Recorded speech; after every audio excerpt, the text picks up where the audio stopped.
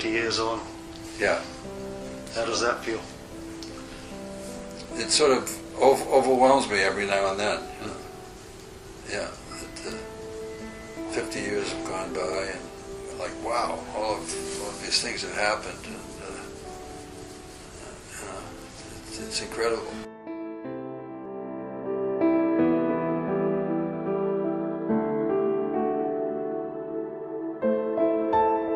We had to react quickly to take advantage of this market, and it was a question of getting it together, getting the right people, getting the staff that we had, getting the merchandise assortments, and the whole thing, putting it together.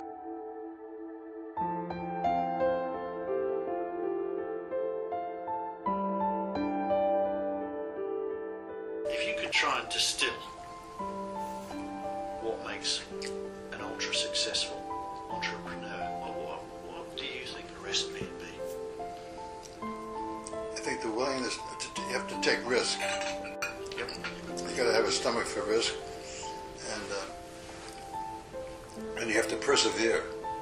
I mean, those are the two main, because you really get rattled at times, if you're developing your own business, I mean, you have nobody else but yourself, so you've got to. Yep. You have to answer really to yourself. But I think being able to handle risk and to persevere on what you really think matters. The other thing is some instincts. You have a good nose for the business.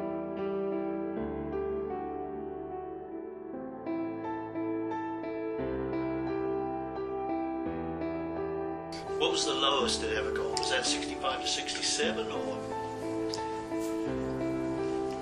Well, I think financially, yeah. I think emotionally it was the breakup of the partnership. Yep. You were strongly opposed, and yet. And I was very depressed. It was really You're depressed. It was a very bad, very tough period. Yeah. A new relationship beginning, and then the market sort of going in a rapid decline. Yep. And I was alone.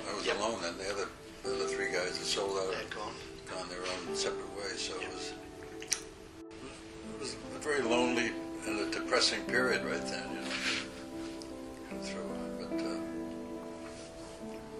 Did you ever at that point think, I made the wrong decision?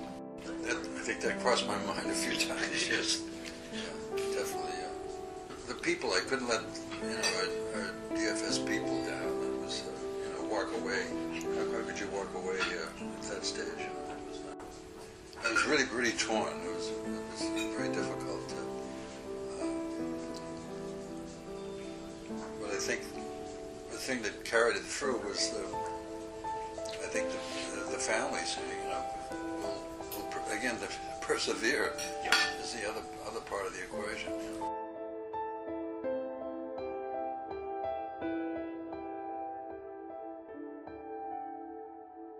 The partnership with Vuitton has worked out beautifully over the years. Yeah.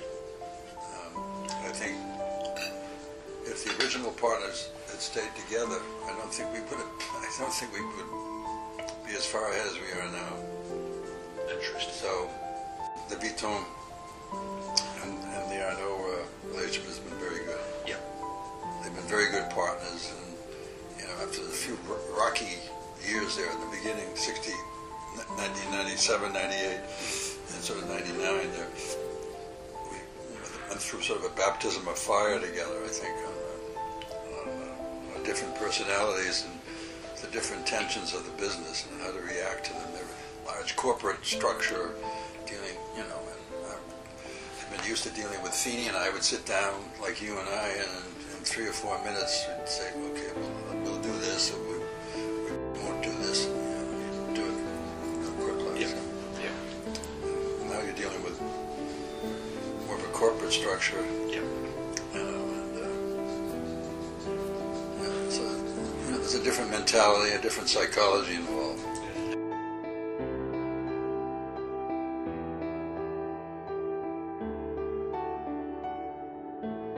He's really a terrific executive, and his strategic way he handles his people, he's really wonderful.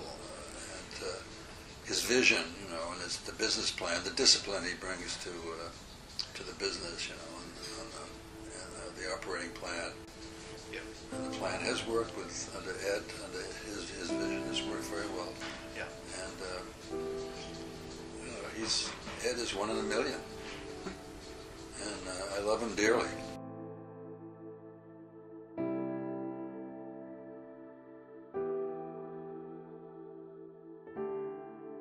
You still live and breathe it like you used to? You're still as passionate about it? I think on the strategy, the excitement of the Hong Kong bid, that blew me away for 2 days. You still feel the hunger and the passion like you used to? The passion, yeah. There's not as much hunger maybe now, but there's still a lot of passion.